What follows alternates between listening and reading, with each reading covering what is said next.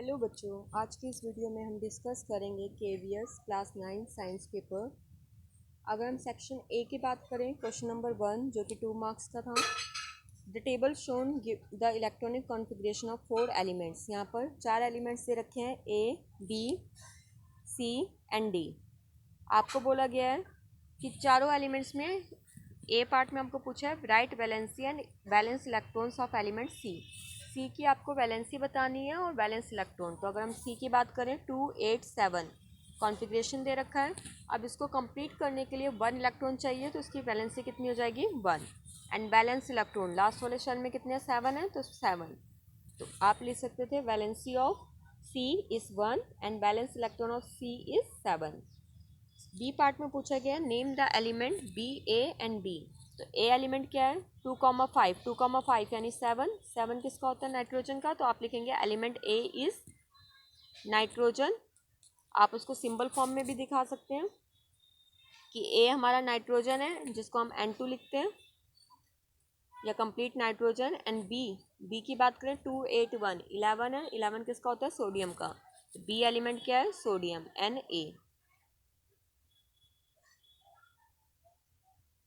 Na। Next question, question number 2, right the molecular formula for the following compound. First आपको बोला है copper hydroxide. Copper hydroxide के लिए molecular formula क्या होता है CuOH एंड 2। तो ये कॉपर हाइड्रोक्साइड का हो गया। Next aluminium nitrate. Aluminium nitrate का क्या होता है Al2NO3। Al2NO3। तो ये एल्यूमिनियम नाइट्रेट का हो गया। नेक्स्ट क्वेश्चन पे अगर हम आए, क्वेश्चन नंबर 3 में आपसे कहा गया calculate the molecular mass of the following. H2CO3 का आपको मॉलिक्यूलर मास बताना था। तो मॉलिक्यूलर मास के लिए आप यहाँ पर H2CO3 हमें पता है हाइड्रोजन का मॉलिक्यूलर मास 1, तो 2 इंटू 1 प्लस कार्बन का 12 होता है 12 प्लस ऑक्सीजन का 16 इंटू 3। आप मल्टीप्लाई करेंगे 48, 2 प्लस 12 प्लस 48, तो ये हो जाएगा आपका 62।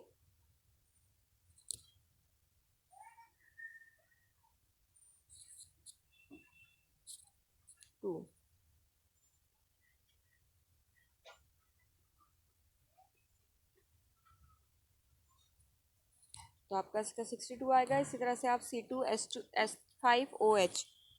C2H5OH का भी निकाल सकते थे, जिसमें कार्बन के लिए 12 होता है, तो 12 इंटू 2 प्लस 5 इंटू 1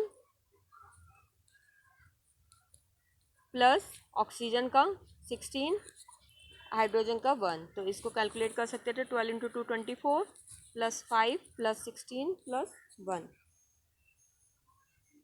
तो आपका आंसर आ जाएगा। Next question, a virus enter the body infect immune system of a patient and damage it function. It is cause due to sharing of infected needles. Name the disease and patient is suffering from. Infected needles share करने की वजह से एक person को बीमारी, तो आपको इसमें बताना है कि एक डिसीज़ जो कि पेशेंट को हो सकती है अगर वो इन्फेक्टेड नीडल्स शेयर करे। तो आप यहाँ पर HIV/AIDS लिख सकते हैं। तो यहाँ पर डिसीज़ का नाम HIV/AIDS। Then name the pathogen, किसके थ्रू होता है HIV के थ्रू, ह्यूमन इन्फ्लुएंजा वायरस। और मोड ऑफ ट्रांसमिशन क्या है यहाँ पर शेयरिंग नीडल, यानी ब्लड के थ्रू वो ट्रांसमिट हो रहा है। Right any two difference between acute disease and chronic disease. Acute और क्रॉनिक में डिफरेंस बताना है। तो एक्यूट डिसीज जो कम टाइम तक लास्ट करती है, फ्यू डेज तक लास्ट करती है। क्रॉनिक डिसीज जो लॉन्ग टाइम तक लास्ट करती है। एक्यूट का एग्जांपल आप दे सकते हैं कॉमन कोल्ड, क्रॉनिक में आप दे सकते हैं ब्लड प्रेशर। तो आप इस तरह से इसके डिफरेंस बता सकते हैं। ऑप्शन में दे रखा है name the organ affected in a patient showing the symptoms of persistent cough and breathlessness. अगर कफ होता है और सांस लेने में दिक्कत है तो कौन सा ऑर्गन इफेक्ट कर रहा है लंग्स। तो आप उसके बारे में बता सकते हैं। Name the disease in which the symptoms of persistent cough and breathlessness are found. किस डिसीज में ये होता है, तो डिसीज का नाम बताना है आपको यहाँ पर। क्वेश्चन नंबर 6 में what kind of energy transmission take place when a body falls from certain height. जब सर्टेन हाइट से आ रही है, तो किसी हाइट से पहले वो एक पोजीशन पे होगी, देन वो नीचे आ रही है, तो उस पर आप कौन सी ट्रांसमिशन हो रहा है, पोटेंशियल एनर्जी आ रही है, तो आप उसको मेंशन करेंगे। Commercial unit of energy, unit energy किस में मेजर होती है? जूल में, तो उसकी कमर्शियल यूनिट क्या है? Joule. Define power and write it SI unit. Power क्या होता है? Work upon time, work done in work upon में टाइम, और SI unit of power is watt. Electricity bill can be minimize by taking simple step, suggest any two of them. Electricity bill को हम कम कैसे कर सकते हैं? Switch off the fan and bulb when it not needed, जब उसकी ज़रूरत ना हो तो आप उसको स्विच ऑफ कर सकते हैं, एंड उसमें आप एक्स्ट्रा जो बल्ब है उनको बंद कर सकते हैं। तो इस तरह से आप उन्हें सेव कर सकते हैं। कोई भी दो ऑप्शन आपको यहाँ पर लिख के बताने थे। नेक्स्ट ऑप्शन में दे रखा है, a coolie is walking on a railway station with a load of 27 kilogram on his head. 27 kilogram load लेके जा रहा है, but is the amount of work done by him against gravity. Gravity के against वो कितना work कर रहा है, तो आपको यहाँ पर वर्क डन निकालना है। Name two factors on which the work done on a body depend. Work done किस पर डिपेंड करता है? फोर्स के ऊपर। वर्क डन होता है क्या है? फोर्स इंटू डिस्प्लेसमेंट, यानी डिस्टेंस कितना वर्क कर रहा है and force. Question number 7 numerical था। A rocket is moving up with a velocity v and kinetic energy k1। If the velocity of the rocket is suddenly tripled, the kinetic energy become k2। Calculate the ratio of the kinetic energy. यहाँ पर बोला है kinetic, एक rocket है जो v velocity के साथ जा रहा है और इसकी काइनेटिक एनर्जी k1 है। k1 हमें पता है काइनेटिक एनर्जी क्या होता है? Half mv1 square. अब इन्होंने बोला है कि अगर k2 हो जाती है काइनेटिक एनर्जी, जब उसकी वेलोसिटी को हम डबल करते हैं, हाफ v2 स्क्वायर, यानी वेलोसिटी डबल हो गई फर्स्ट वाले के, ये कैंसिल हो जाएगा, तो ये आपका आ जाएगा 1/4। तो यानी रेशियो निकालना था, रेशियो क्या हो जाएगा? 1/4। Calculate the work done. Work done निकालना है, आपको मास दे रखा है एंड जी बता रखा है, तो आप उससे वर्क डन निकाल सकते हैं। डिस्टेंस भी आपको गिवन है। Work done force into displacement, displacement यानी डिस्टेंस आपको दे रखा है, फोर्स आप निकाल सकते हैं मास इंटू ग्रेविटी, यानी m इंटू जी करके आप फोर्स निकाल सकते हैं। देन वर्क डन यूज़ कर सकते हैं force into displacement. Next question, name the body which approves the nomenclature of elements and compound.